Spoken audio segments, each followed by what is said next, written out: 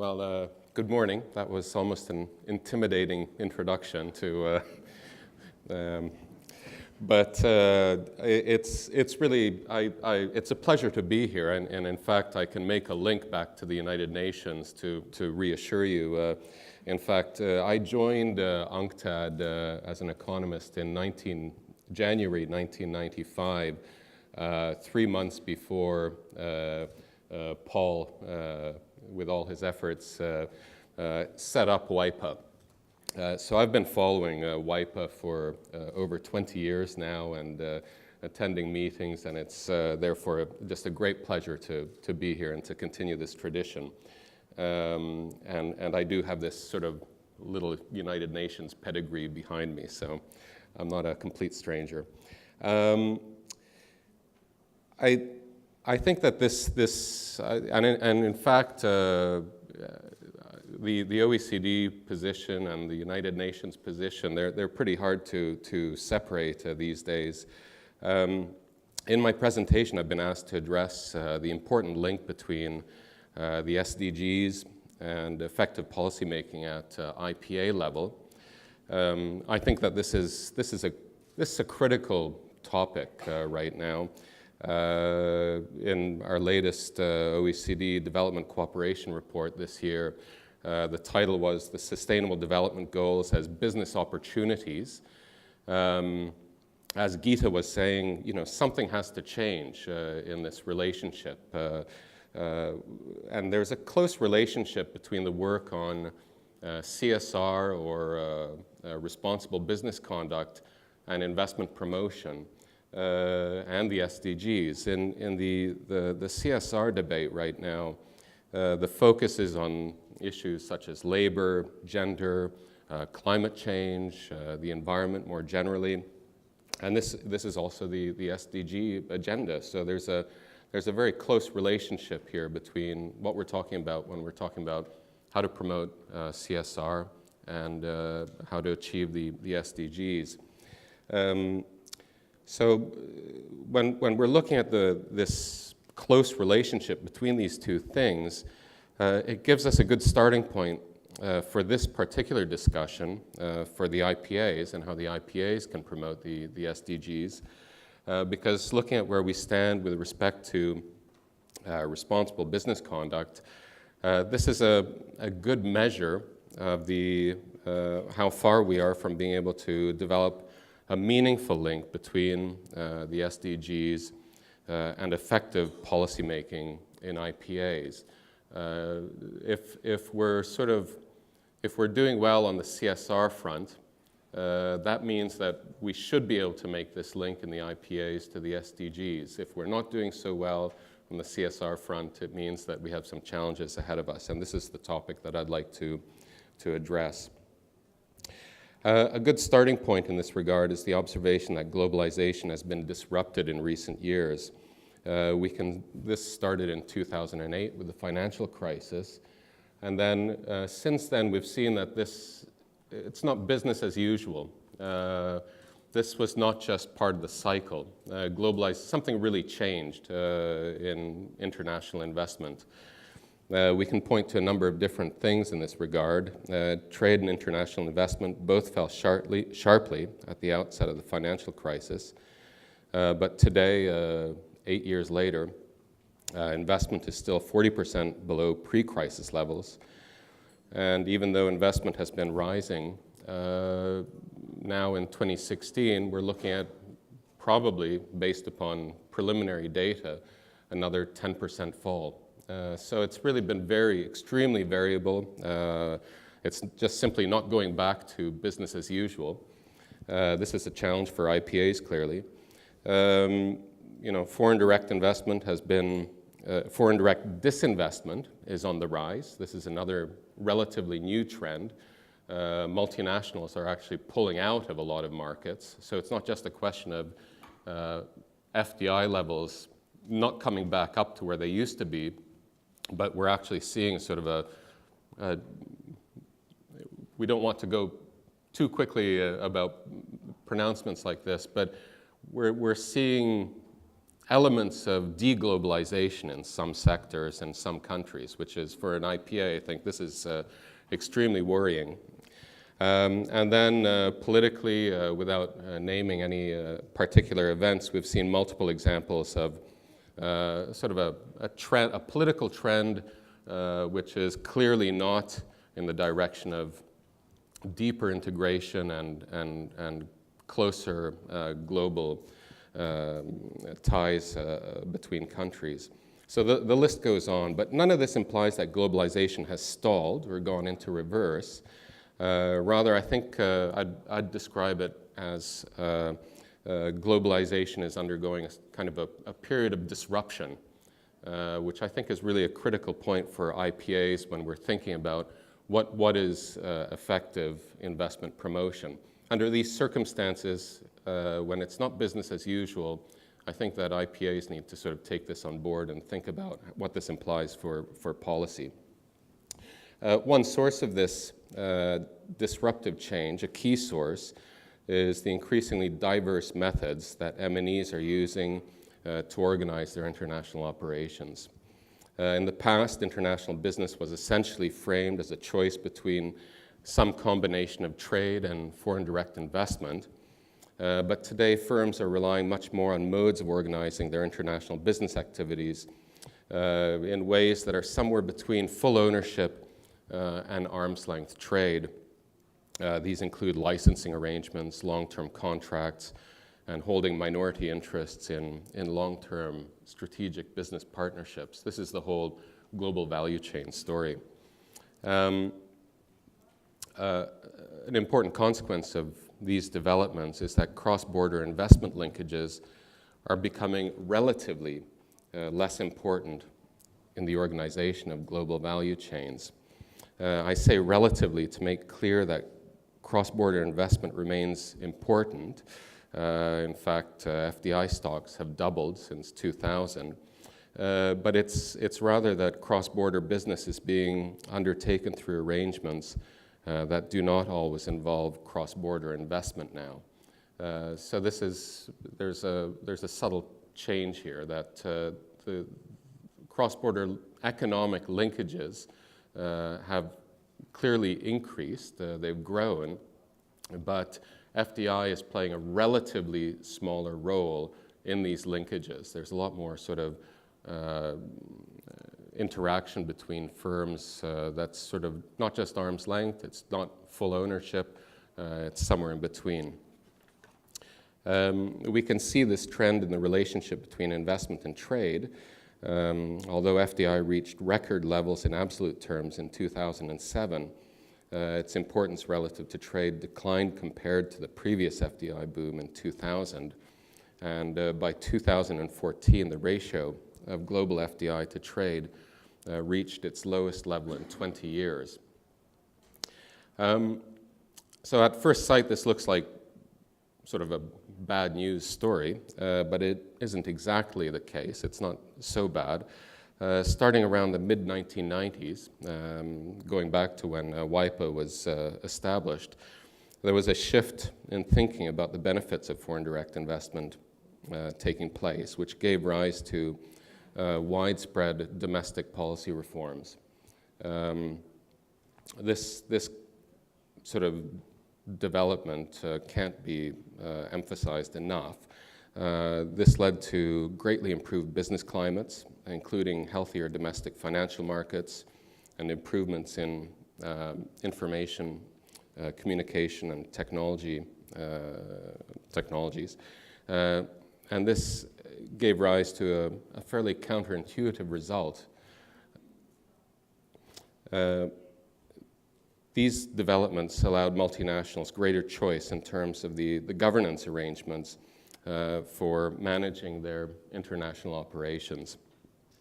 Just a couple of illustrations with better intellectual property rights in markets across the globe. Multinationals tended to rely more upon licensing than sort of full ownership, which was often used to protect intellectual property. And with stronger local business climates, multinationals were able to contract out a lot more work to domestic partners. In all of the presentations this morning, this question of linkages, I think, has been emphasized time and time again. And I think this is a useful point right now, at this point in history, that we're not sort of, the point isn't to promote investment, foreign investment for the sake of the foreign investment, but really to promote foreign investment for the sake of developing these linkages with the domestic economy, and with a view to leveraging the foreign investment to develop domestic capabilities. I think it's fair to say that in the past, foreign investment was sometimes actually serving as a substitute for domestic capacity, and now the point would rather be to leverage foreign investment to complement and build up domestic capacity. We can see the extent of this phenomenon, the fact that there's been a shift in the relative importance of foreign investment. If we look at, if we compare, there's only one way of comparing foreign investment with domestic investment in sort of like-for-like terms, and that's to look at cross-border mergers and acquisitions. And we see that last year in the emerging markets, there was 5 times more M&A activity than there was cross-border inward M&A.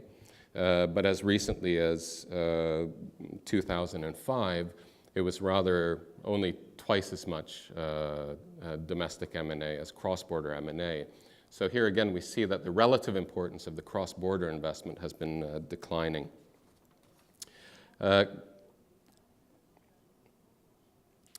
So an important thing to note here is that this doesn't mean that international investment is not important for emerging markets, developing countries. In fact, it remains critical. It has been growing strongly, but it's simply not as strongly as domestic investment in many markets. And this is a key point, that many of the advantages of international investment relate not so much to the quantity of investment, but to its qualities. For example, the new technologies it often brings to the host country, and also, and here this has been brought up several times as well by previous speakers. Obviously, the jobs that are created is a critical measure of the contribution of foreign direct investment.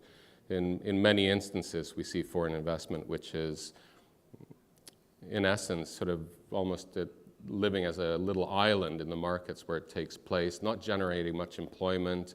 This is particularly the case in the extractive industries, but rather there just to sort of extract the raw materials, and then that's sort of the end of the story. And in these cases, we're not really seeing the types of benefits that we'd hope for.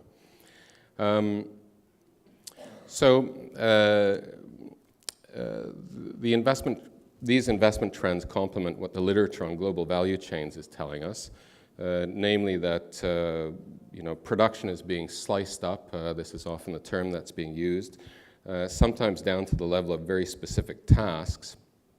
And these tasks are located across the globe, often in dozens of countries. In addition, the changes in the ways that multinationals organize their international operations means that ownership of the different parts of global value chains is also being sliced up. This relates back to what I was saying before about the different modalities.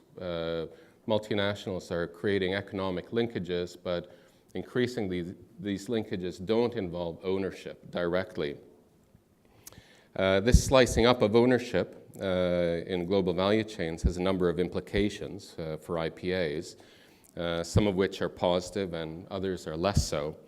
On the positive side, the slicing up has allowed more countries at different levels of development to become more actively involved in investment globalization. This is because different tasks in the value chain can be distributed across a broader and more diverse group of countries. It has also meant that more local business is able to link into global production networks. This is something that UNCTAD has researched extensively. But on the negative side, when firms own foreign assets, when you own something, you care about the long-term viability of those assets. This isn't as much the case in contractual relationships.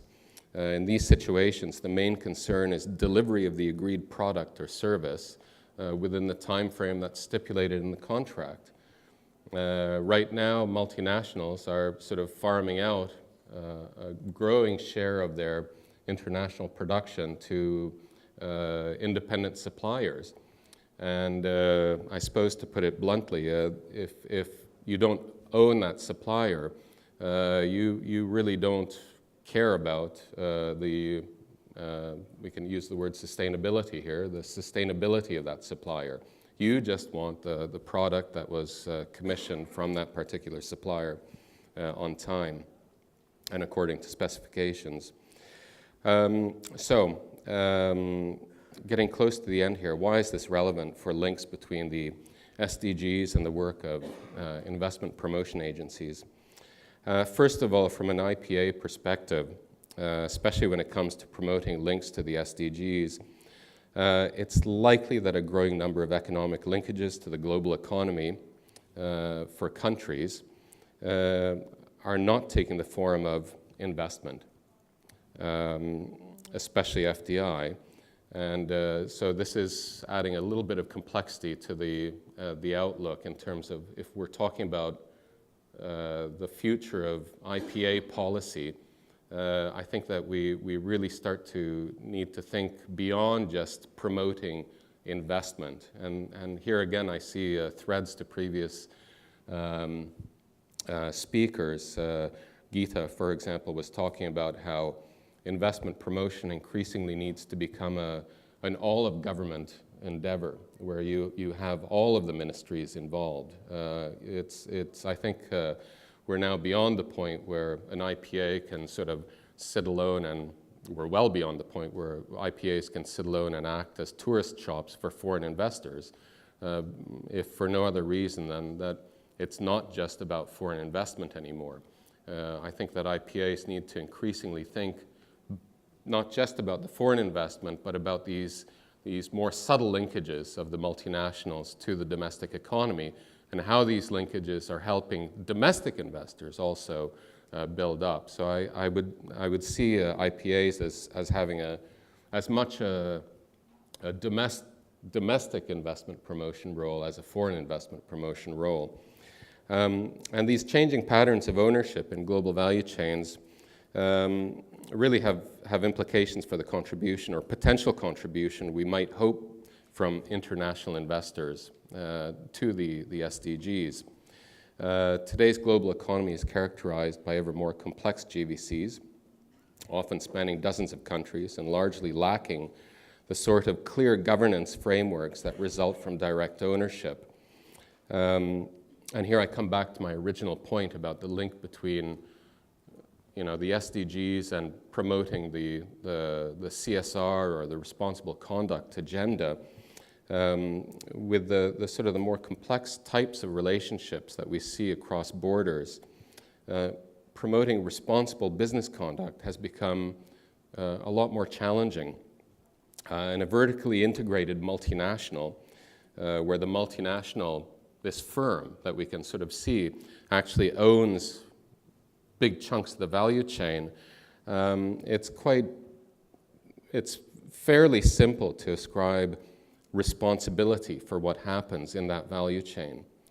We can say, well, Nestle, you've figured out that you have child labor somewhere upstream in your value chain, and you need to do something about it. We can see that. But now with global value chains that are sort of, using some FDI here, some licensing contracts, some long-term contracts across borders, it's much harder to determine how do we establish this responsibility? Who's responsible for making sure that we're not polluting the river, we're not hiring children, we're not sort of extracting resources in unsustainable ways. And I think that this we find a parallel here also if we're in this conversation about how investment promotion agencies are supposed to support the SDGs? What are we exactly doing in this context? How are we going to measure this? What are we going to do? And I think we can learn some important lessons from the experience of promoting CSR. And we can also see what the challenges are going to be in this endeavor. So, for example, a typical electronic device can include anywhere from 6 to 12 tiers of suppliers and sub-suppliers between raw material production and the consumer. And this can involve thousands of suppliers in each tier. And this fragmentation of production and trade means that downstream companies often have limited visibility over suppliers and conditions beyond their immediate business relationships. By visibility, we mean nowadays the multinational is simply, it's not controlling what's happening often upstream in its value chain, and it just doesn't necessarily see that. But certainly at the OECD, we don't see this as a sort of an excuse for not having responsibility. In fact, we've changed our approach in this regard in our various instruments, the guidelines for multinational enterprises, and the associated due diligence guidance for supply chains, where we've determined that the promotion of responsible business conduct, the way that business operates globally now, where it's not just a question of ownership or non-ownership, and there's this sort of fuzzy in between in global value chains, we've realized that the only way that you can promote responsible business conduct is by recognizing that firms need to take responsibility even when they don't actually own the assets. They need to take some responsibility throughout the value chains in which they operate. And this is the only way that we're going to, as Gita put it in her presentation, something has to change, and I think this is one of the steps in that direction, that we have to recognize that firms can't just sort of say, well, no, I don't own that, so I don't take responsibility for what's happening over there. And I think that this is a crucial point, again, for the topic that I was asked to address. How are IPAs going to support the achievement of the SDGs? We have to sort of recognize that it's not just about promoting investment. It's about taking a broader approach towards the way that business contributes to the SDGs. Okay, well, just to wrap up here, this is perhaps sounding I don't want to sound pessimistic. When I listen to debates about sustainable investment and the private sector achieving the SDGs, helping to achieve the SDGs, I think that we need to really be realistic about this. And we need to be realistic about this if we're going to actually do something about this. Because I think it's only by being realistic that we'll avoid at some point finding ourselves talking a lot of nice things about how the private sector can promote development, promote responsible business conduct, promote gender equality, fight climate change. If it's going to be more than words, I think we really need to start thinking seriously about this question that I was asked to address today about, what are the real policies that need to be put in place by governments, by investment promotion agencies? What needs to be done here to really do something meaningful in this regard? And again, turning to the experience of promoting responsible business conduct, I think here we do find some hopeful signs that things really can be done. At the OECD, I have to sort of take a little bit of time to sort of promote what we've been doing. We, as I mentioned before, we recognize that globalization and global value chains have become more complex and more fragmented, and that for us, promoting responsible business conduct is a key part of our work. And we've had to adapt to this more complex environment. And I think that this is sort of an experience that holds something for the IPAs.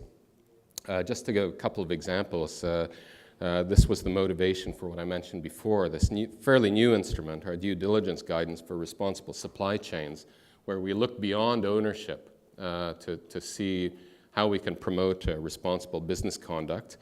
It's the same thing on our work, which aims to combat corruption and bribery in supply chains, and also the promotion of good practice guidance for internal controls on ethics and compliance. So there are a number of instruments that have been developed, and I think that we probably need some of these instruments that speak to the needs of achieving and lining up business with some of the SDGs. So I think that this is scenario where we should certainly work together. So the link between the way that globalization is undergoing disruptive change and the challenges of promoting action in major areas of policy challenge, such as the SDGs, responsible business conduct, or the fight against climate change, this underscores a more general point, I think, that it's really important that we think broadly when we're looking for solutions, policy solutions to these global challenges.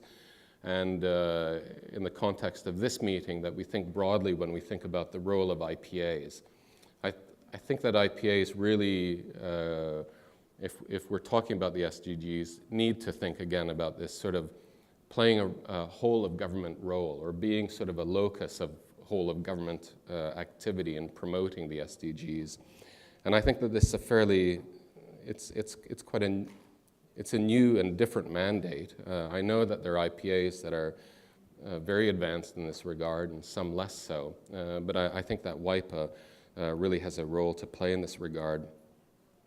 And I think that we see, if we look over to the responsible business conduct experience, that there are innovative solutions, policy solutions to these challenges. And we can learn from that experience. And once again, I'd like to thank WIPA and the organizers for inviting the OECD and me to this event, and I'm happy to answer any questions.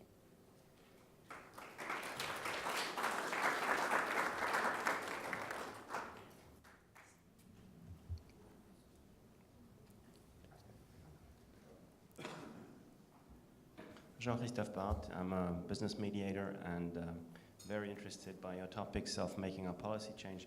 I do believe, though, that we might want to consider going a step further and actually think about a posture change. We see that CSR, corporate social responsibility, has a limited impact. And maybe we need to reframe that into something that is called business diplomacy management, where we simply embrace the whole holistic view of things. So what is your opinion on that? Thank you. I would simply completely agree. In fact, at the OECD, I've used the expression CSR in my talk a little bit, but at the OECD we tend to refer more to responsible business conduct. And we see this term is very broad, and the OECD guidelines for multinational enterprises, this covers issues from, we work very closely with our ILO colleagues on the guidelines, on labor issues, but beyond this, the guidelines now, since a recent revision a few years ago, cover issues as beyond labor rights, environmental issues. I'm sort of stumbling, but it's the full range of issues that where businesses should essentially be good citizens in the and contribute to sort of the societies in which they operate. I mean, they depend upon these societies, and there should be sort of a full interaction. I think they shouldn't be operating as extractive entities in isolation from the societies in which they operate. So I fully agree with that point. There's a...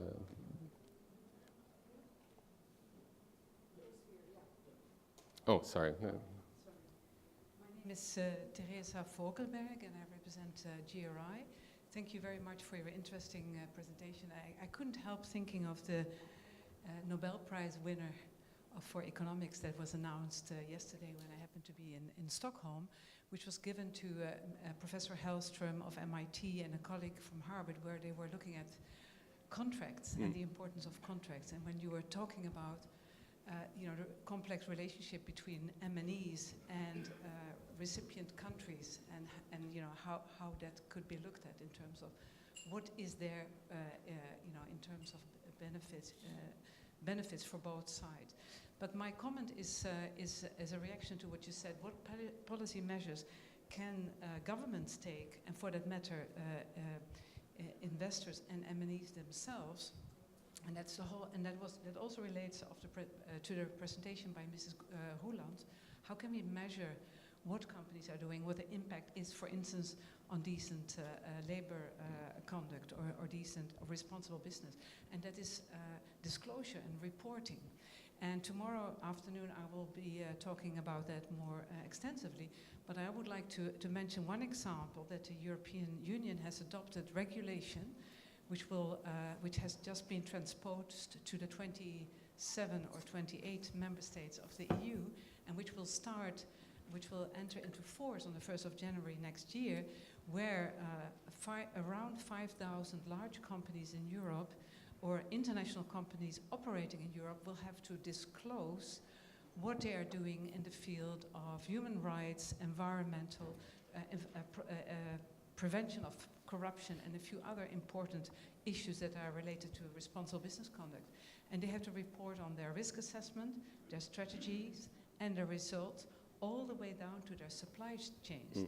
So it has now been calculated that this will have a ripple-off effect towards some 50,000 SMEs, both within Europe that work directly with those MNEs, as well as in developing country and emerging markets. So I think this is a very strong policy measure which has been taken in Europe. And by the way, these similar kinds of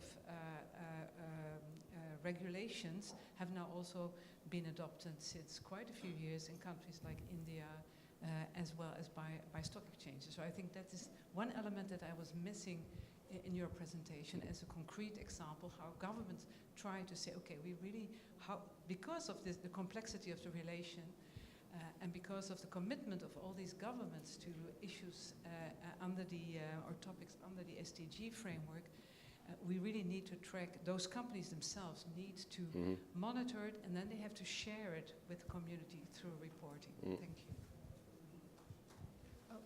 May I ask the following persons who have a question to speak closer to the microphone? I think we will help our interpreters a lot by doing that. Yes. One more question for Mr. Gestrin, and then we have a short panel session. Excuse me, my question does not go to Mr. Gestrin, but I'm just following up on Madam's remark. This. I think we're here reading now for the panelists. Yes, please, but it's the same thing. I think so. This is a very, very interesting remark, because when I look at the economic partnership agreements, which are being negotiated by the EU now and with most African countries, most of the African blocs, I think it will be very necessary for this to be part and parcel of this agreement, because opening up our frontiers to companies which could come, for one reason or the other, and promote practices which are not, which are reprehensible in their own particular environment, will not be something very, very good. We want to take the case of the US, where you have the Anti-Corruption Act, which does not permit them to do anything, which is inimical to the image of the country in their foreign trade or in their foreign investments. So getting that as an integral clause of the EU ACP or the EU partnership agreements in Africa will be something very, very important for the African countries. Thank you for that information.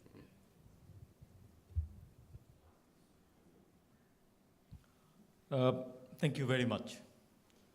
I think in a very short presentation, you touched on a very complex and very pertinent issue at the moment for all the IPAs around the world. I have two comments and two questions. Firstly, you talked about the issue of let me go. Yeah, you talked about IPAs being a whole of government issue. In fact, that is IPAs are investment promotion is a whole of government issue, and that I can clearly see in the inclusion in the headlines here. Inclusive investment means inclusion of agencies and the government within the country and the stakeholders as well as all those are involved. So I guess that has been given that has been taken care of, and in the days to come we have to work on that inclusion issue. And secondly, the trend in globalization that you have mentioned, that's very menacing, I must say. But if you look at globalization process itself, the seed of deglobalization has been there in the globalization itself. If you look at the inequality things and other things, we haven't done our homework properly when we engaged with globalization. So that's something I would say it's a positive development. If you look at from the other side, we know what the issues are. We have to deal with that in the future. Well, it's a difficult issue that has to be dealt at the international as well as national level. However, at this moment, we need lots of FDI. And at the same time, not only because that we have a development imperative, but also because we have a lot more capability within the country and a lot more development within the countries across developing world. However, unfortunately, that's a perverse trend that I see in the global level. Look at pension fund, for example. They need higher growth. They need higher profit.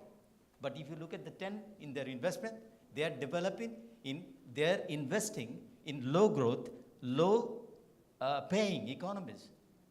And they are not, they are shying away from high growth and high profit economies. Why is that? Just because of the wrong risk perception. And, they have a risk perception and it's not a risk reality. Look at the countries around the world. Risk reality, for example, this country. For example, Bangladesh. So risk reality is that it's a safe country for investment. Those who are investing in those countries are making money, making good profit, and at the same time, they're adding to the prosperity of the country. But unfortunately, the perception is different, which must go. And I don't know, YPA has a very important role to play. So is the OECD has a very important role to play. To tell the country that the perception of risk that you have for the developing world is different from the reality. This is number one. And number two, that I'd like to focus on the trend you have mentioned. The political trend is not in the direction of globalization. It's a reality. But the other side of reality is the economic imperatives. You see, the need for integration is the highest in human history now than it was before. Because you see, the people are demanding improvements in their life. So how do you meet this challenge? This is the question I would like to ask you. What is the thoughts of OECD in that direction? And how, as I said, I have two questions. Firstly, how do you lure the investment fund to the right destination, like developing countries, not to low-paying, low-growth countries? And secondly, how do you make sure that people, message gets across to have more economic integration and have some rethinking the political thoughts? Thank you so much. I think that, well, if I could really answer those questions, I'd probably be up for the next Nobel Prize myself. But very quickly, I think the second question is much easier to answer, that there are still many impediments to investment, both domestic and foreign. Sort of overly burdensome regulations, just red tape. There's a lot of low-hanging fruit out there still, despite all the progress that's been made. And I think this is really one of the keys to achieving these better linkages between foreign investors and the domestic economy. I mean, we see the sort of the parallel right now in the debate over international investment agreements. Why do we have international investment agreements that sort of provide a better deal to foreign investors than domestic investors? I mean, I'm speaking in my own capacity here, so if there are any press in the room, please come and see me before you cite me on this as OECD. But it's nonsensical. We have nonsensical sort of policy in different areas where we're getting in the way of linkages. And I'm not talking here about policy space or just sort of a Washington consensus, open it all up. We're just getting in the way of business in some cases where there's no clear sort of trade-off in terms of benefits to society. We're limiting the capacity for the generation of linkages between foreign investors and the domestic economy to the benefit of local entrepreneurs.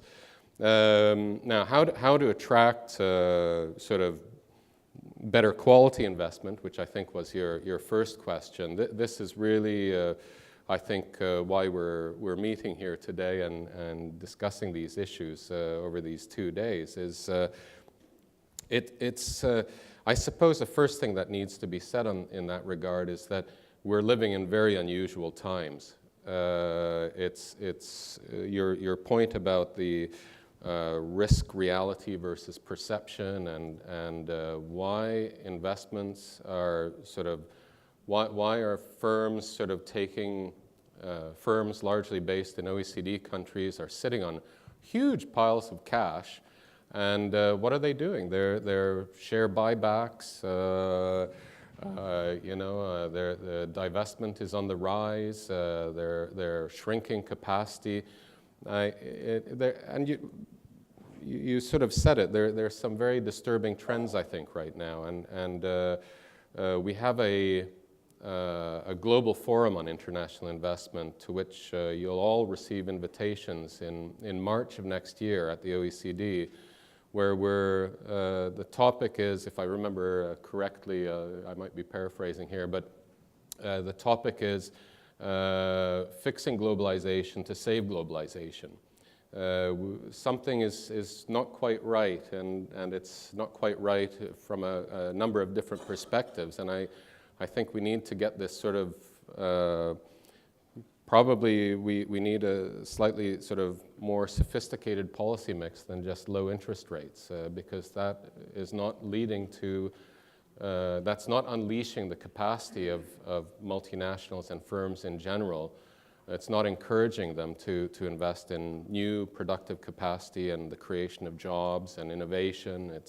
It's rather leading to sort of a shift of resources towards shareholders, as far as I can tell, more than anything else. I mean, that's oversimplifying things, but no, we really need to somehow jumpstart this investment process again, and I'm sure we'll get there, but it's becoming fairly urgent, I think, and it links to your point about the risk perception, I think.